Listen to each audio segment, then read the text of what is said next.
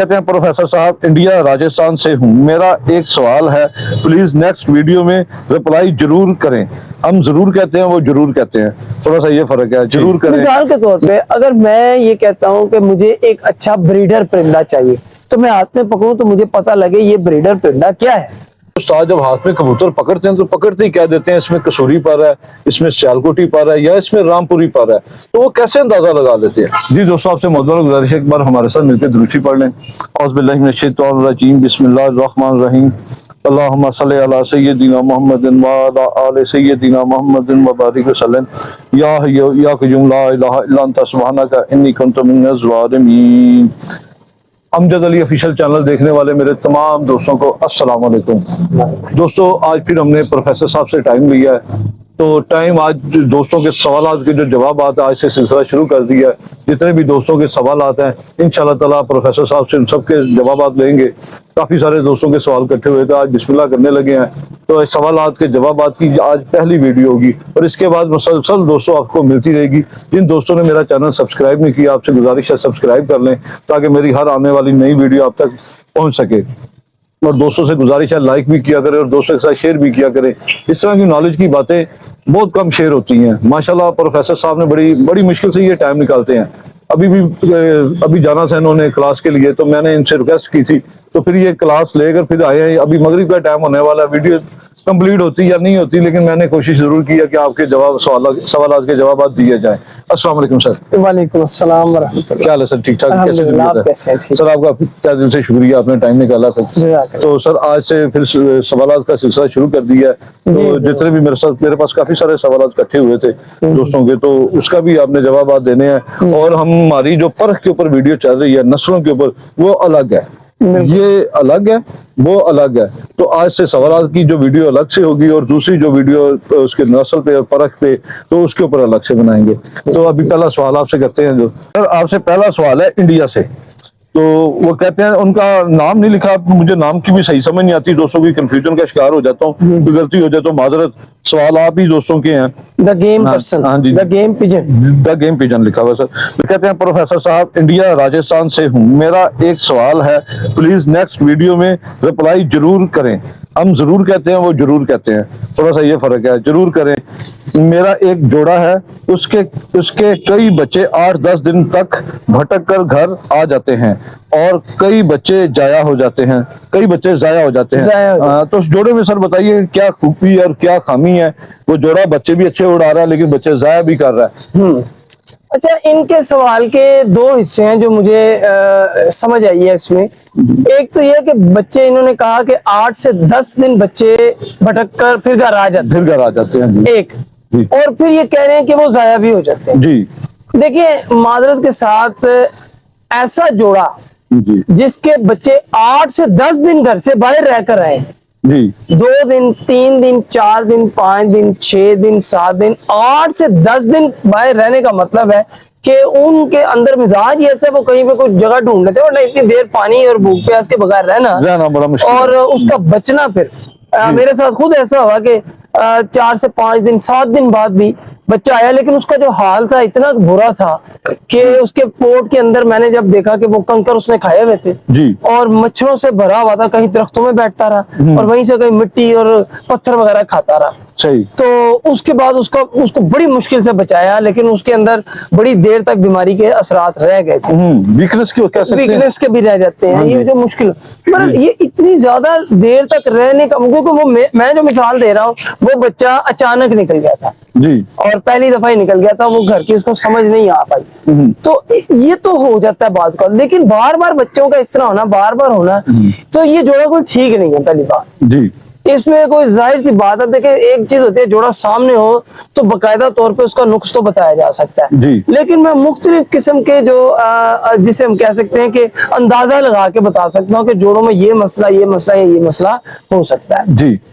देखिए अगर तो बात ये होता है कि हमने अब देखना होता है कि ये बच्चा क्या गहराई में जा रहा है, जाकर वापस आ रहा है और नीचे घर ढूंढ रहा है। तो वो यही होता है, अभी उसने नीचे के घर पक्के नहीं किए तो बच्चा पहली दफा बुलंदी में निकल गया जी। और नीचे आके जाया हो रहा है, किसी टावर पर बैठ गया कहीं और। इन्होंने तफसील नहीं लिखी ना, जी। इन्होंने ये नहीं बताया कि वो बच्चा किधर घूम फिर रहा है, नीचे ही फिरता है, ऊपर जाता है, ये सारी बात या बतानी लंबा है। चला जाता है। ठीक है, तो इस वजह से हमको क्लियरली बात इनको नहीं। उसी तरह बता सकते हैं जितने के एक अंदाजा लगा के बताए। सही।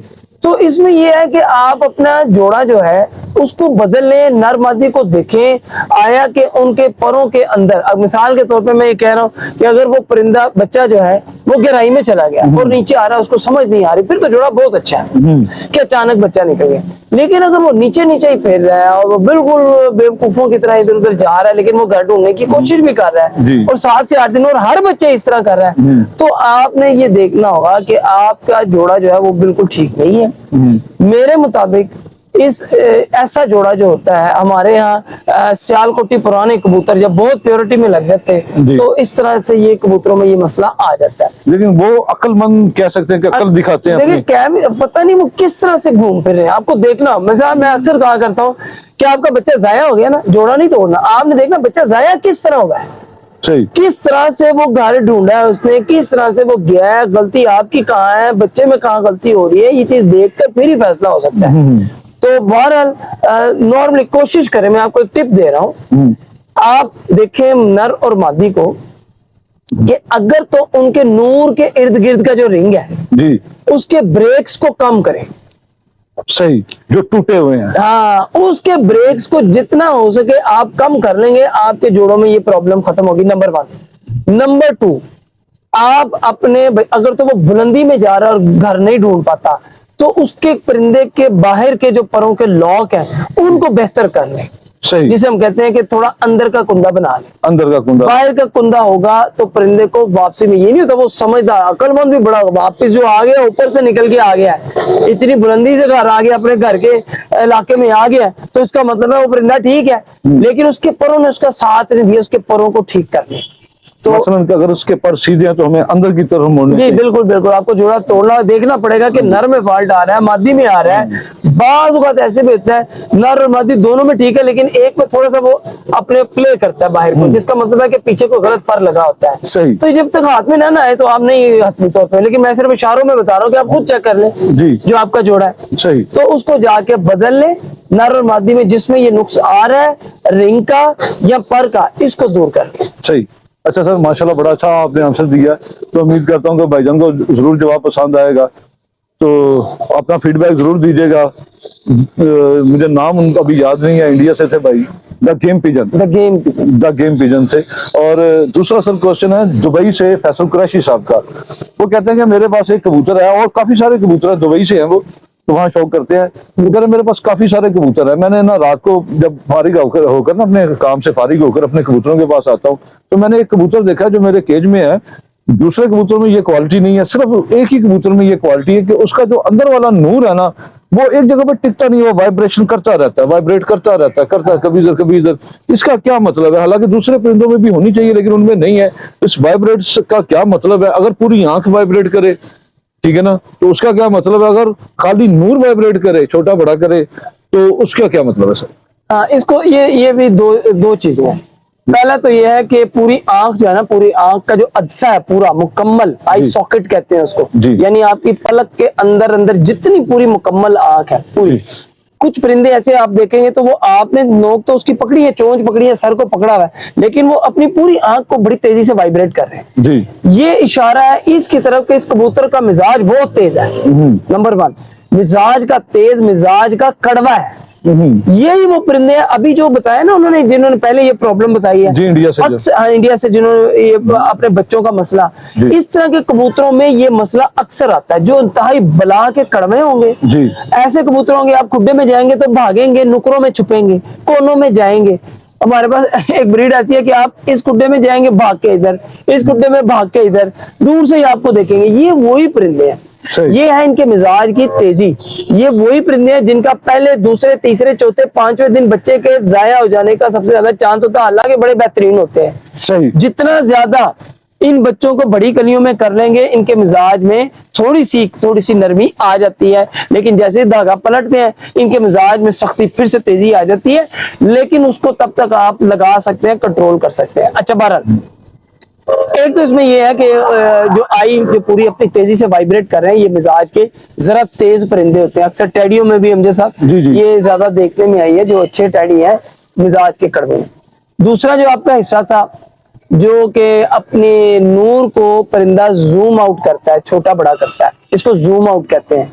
ऐसे परिंदे के बारे में ये नॉर्मली होता है कि अगर इसकी बाहर के पर और बाकी सारे पर की क्वालिटी वगैरह अच्छी है, तो ये परिंदा ना गहराई में जल्दी जाएगा।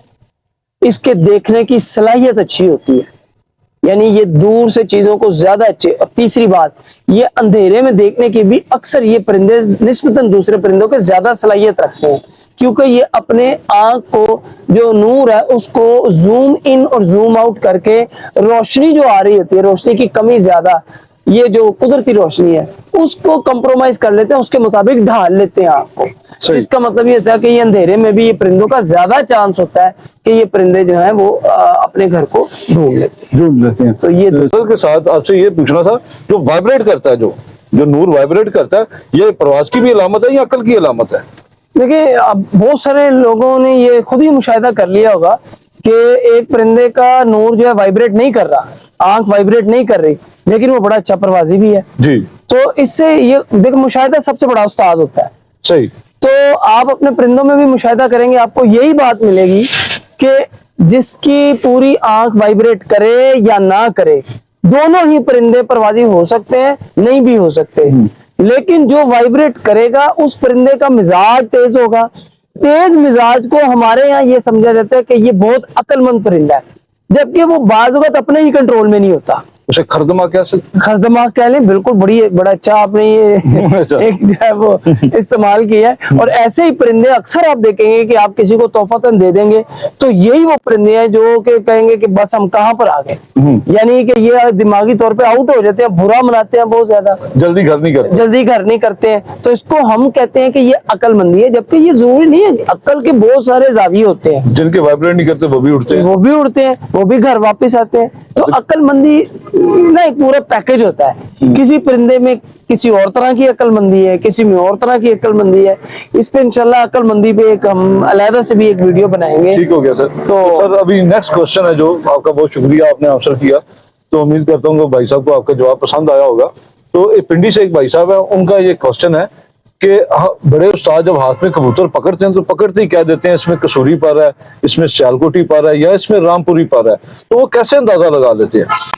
अच्छा, सबसे पहले तो ये है कि हाथ में पकड़ा है, आंखें बंद हो तो बिल्कुल नहीं कहा जा सकता। नंबर वन कि ये किस नस्ल से ताल्लुक रखता है जी, क्योंकि इतनी ज्यादा क्रॉस ब्रीडिंग हो सकती है कि बॉडी का सख्त होना, हड्डी का हार्ड होना, जोड़ का नीचे से नरम होना, ये सब कुछ इधर उधर नस्लों में ट्रांसफर हो जाते हैं। ठीक है, इसलिए ये कह देना, ये मेरा ख्याल है कि ये धोखा देने वाली बात ही है कि मैं आंखें बंद करके बोल दूंगा ये किस नस्ल का है। ऐसे नहीं हो सकता।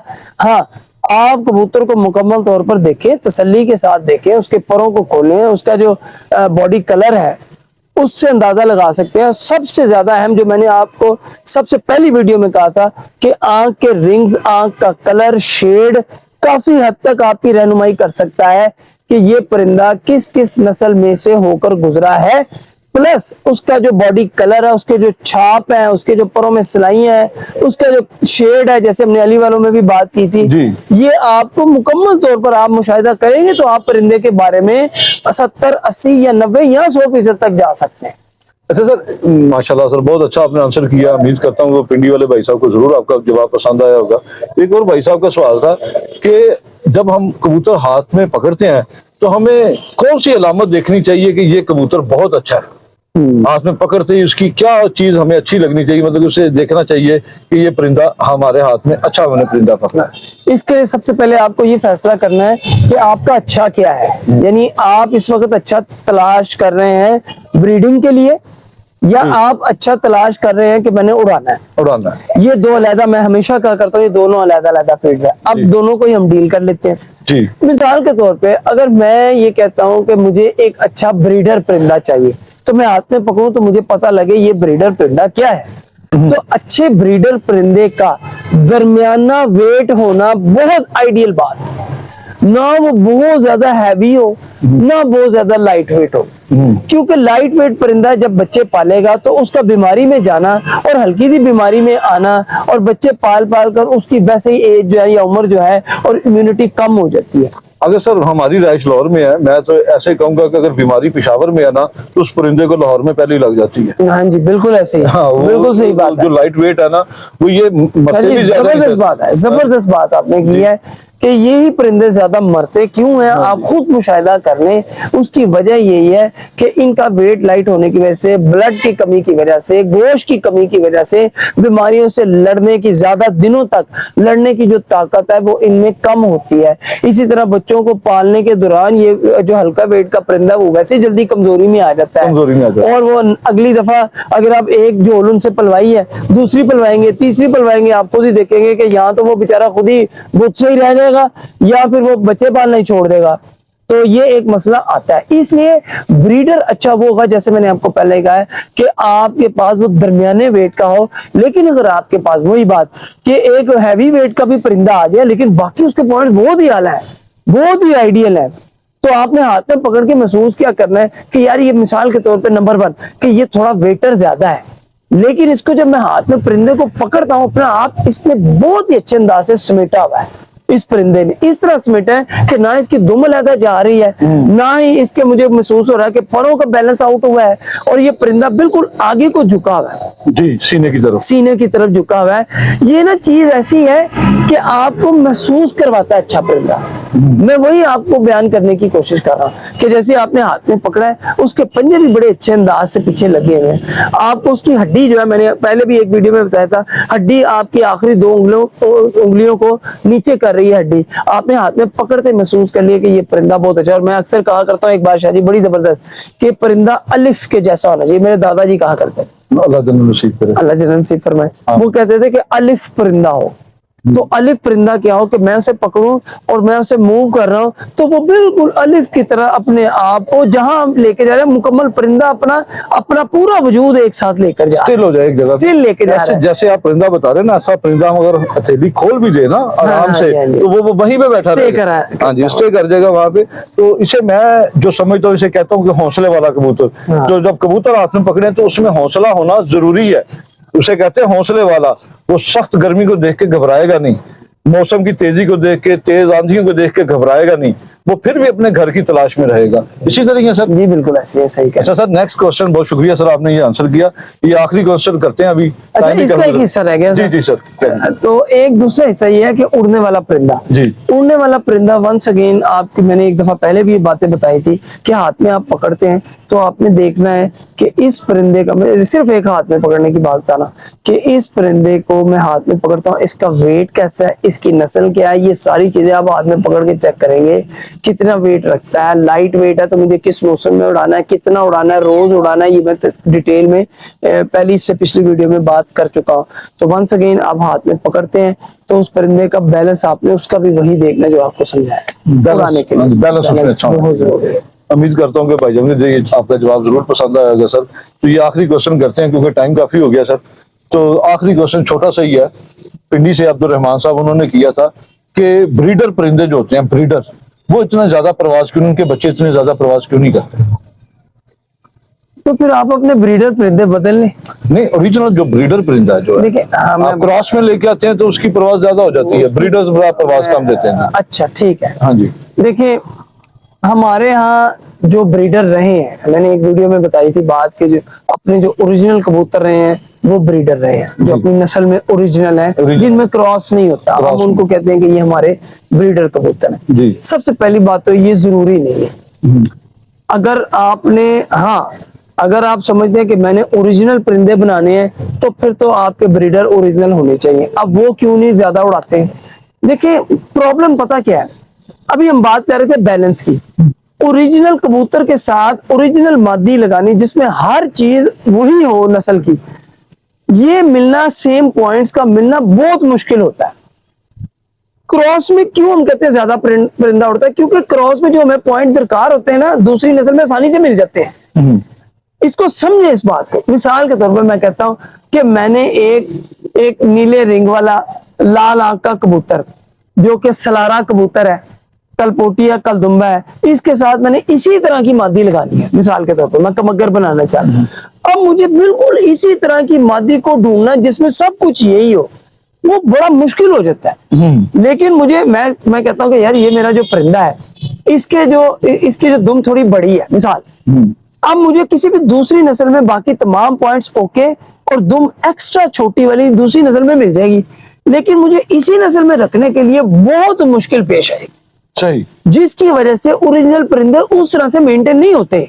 और आप जाके घरों में देखेंगे तो आपको मिलेगा कि यार ओरिजिनल परिंदों में किसी के पर खराब हुए हैं, किसी का जोड़ खराब हुआ है, किसी की हड्डी टेढ़ी मेढ़ी हुई है, किसी की नोक ही बिल्कुल छोटी हो गई है, ऐसे करके खराब हो गई है, किसी की आंखें छोटी सी हो गई हैं, किसी की पलकें डबल हो गई हैं, पलकें मोटी हो गई हैं। उसकी वजह क्या है कि उनको मादी से नहीं मिली या नर से।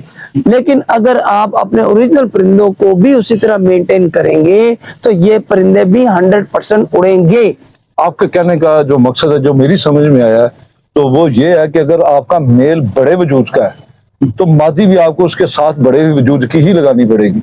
अगर आप उसके साथ छोटे वजूद की बैलेंस करेंगे ना तो वो फर्क आ सकता है। इसी तरह सर, अगर आप दोनों को वजूद एक जैसा पर एक जैसा लगाएंगे तो आपका परिंदा काम करेगा ओरिजिनल में। अगर आप क्रॉस में लेके आते हैं तो फिर बड़ा छोटा चलेगा। इसी तरह सर बिल्कुल, देखिए जब आपने ब्रीडिंग के लिए ऐसे ब्रीडर बनाने हैं कि आगे से बच्चों को रोकना है ब्रीडिंग के लिए जी, तो फिर आपके जो परिंदे हैं वो तकरीबन एक जैसे साइज, बड़े साइज के ही आप परिंदों को तरजीह दें, क्योंकि जब आपने क्रॉस लगाने हैं तो फिर तो आप कर सकते हैं कि मैंने जैसे हमेशा आपको कहा करता हूं कि जी मुझे फौरी तौर पर तैयार बच्चे चाहिए, या मैं थोड़ा वेट करके इनको पक्का करके अगले मौसम में जेड़ में सख्ती के लिए तैयार करवाऊंगा, तो आपको जोड़े भी उसी लिहाज से ही लगाने पड़ेंगे। उसी लिहाज से लगाने पड़ेंगे। बहुत शुक्रिया सर आपका, आपने बड़ा कीमती टाइम दिया। तो उम्मीद करता हूँ दोस्तों को ये वीडियो पसंद भी आई होगी। दोस्तों आपसे गुजारिश है वीडियो को ज्यादा से ज्यादा शेयर करें, प्रोफेसर साहब की और मेरी हौसला अफजाई करें। ये चैनल आप दोस्तों का है, ठीक है, मेरा नहीं है। मैं सिर्फ आपके लिए मेहनत करता हूँ, तो आप ही इसे लेके चल रहे हैं, तो और आपकी मोहब्बत की खातिर मैं भी चल रहा हूँ, ठीक है ना। तो बाकी दोस्तों फिर मिलेंगे किसी नई वीडियो के साथ, तब तक के लिए इजाजत दें। पाकिस्तान जिंदाबाद, खुदा हाफिज़।